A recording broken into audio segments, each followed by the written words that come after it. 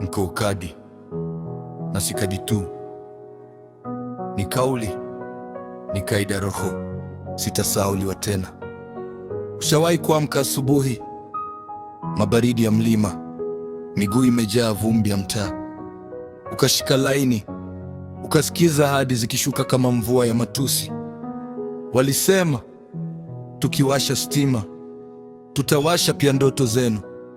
Miaka 10 baadaye, mtaa bado unawaka kwa makaa ya hasira.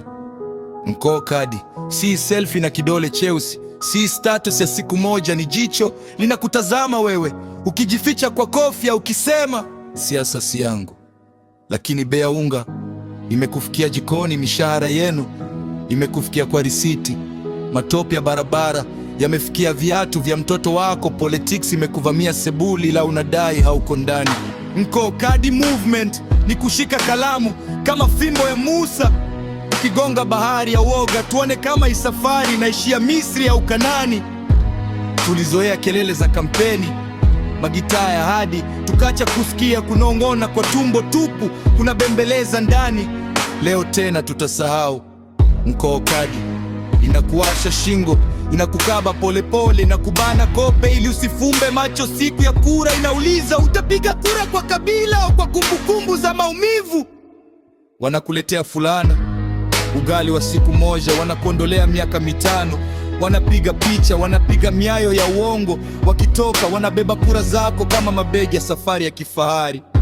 Lakini leo Kenya mvote anacheka kwa hasira, ile kicheko chenye machozi kavu. Anasema nilikuwa nikicheza mchezo wenu. Sasa meza imegeuka.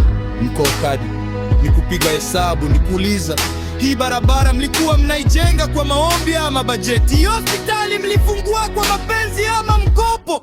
Hii maji kwa mfereji ni miujiza au ni kodi zetu zimerudi nyumbani? Kadi yangu si tiketi ya udhaifu, ni tishio kimya kinachokaa kwa mfuko wa shati, kinawafanya wadosi wakune vichwa usiku. Maana wanajua ukiamua kuamka, mtaa mzima unasimama, kijiji kinaungana, huruma inageuka kuwa msimamo. Kurumia maskini hakumaanishi kumhurumia mwizi. Nko kadi movement inatembea kwa miguu ya wamama waliosimama kwa foleni na vitoto mgongoni, kwa vijana waliotajwa tu kwa takwimu za business, ilhali akili zao ndio barabara ya ideas. Sisemi usichukue chochote siku hiyo, chukua fununu, chukua majina, chukua namba za hadi, halafu chukue kalamu, uandike hukumu kwa karatasi ya kura. Nko kadi ni mashairi kwenye vidole vyetu, ni grafiti ya roho, imeandikwa sitauzwa tena, sitagawanywa tena, sitaogopa tena.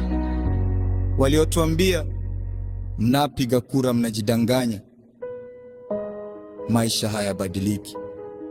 Walikuwa wanatafuta kisingizio cha kutolipia uoga wao, lakini sisi tumezoea kupigana na maisha kwa mikono mitupu.